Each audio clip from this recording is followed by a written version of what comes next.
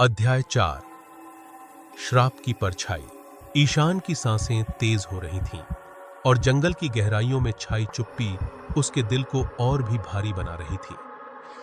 शापित आत्मा की चेतावनी के बाद उसने महसूस किया कि जंगल का माहौल अब और भी भयावह हो गया है।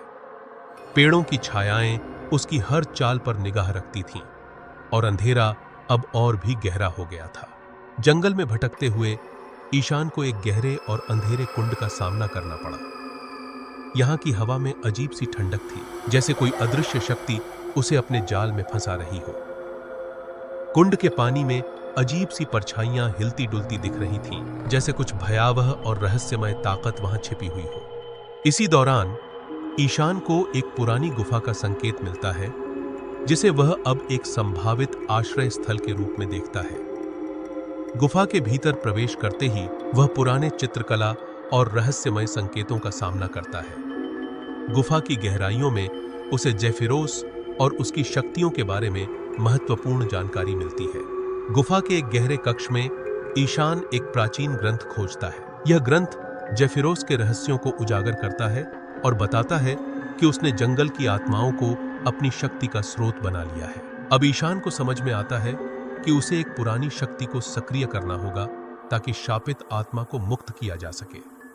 गुफा से बाहर लौटते हुए ईशान शापित आत्मा के पास जाता है और उसकी मदद का अनुरोध करता है। आत्मा ने एक कठिन परीक्षा की शर्त रखी। ईशान को जेफिरोस की शक्ति को हराना होगा और जंगल के रहस्यों को उजागर करना होगा। अध्याय का अंत एक भयानक संघर्ष के साथ होता है।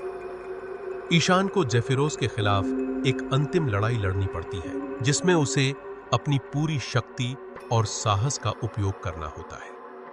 लेकिन जैसे ही लड़ाई समाप्त होती है, एक नया संकेत उभरता है, जो ईशान को बताता है कि जेफिरोस की शक्तियों के खिलाफ लड़ाई अभी समाप्त नहीं हुई है।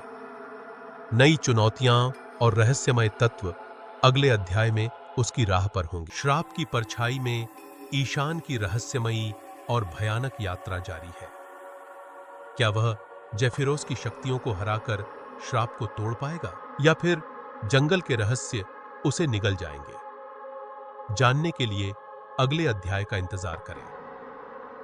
अगर आपको यह कहानी पसंद आ रही है तो हमारे चैनल को सब्सक्राइब करें ताकि आप कोई भी नया अध्याय मिस न करें।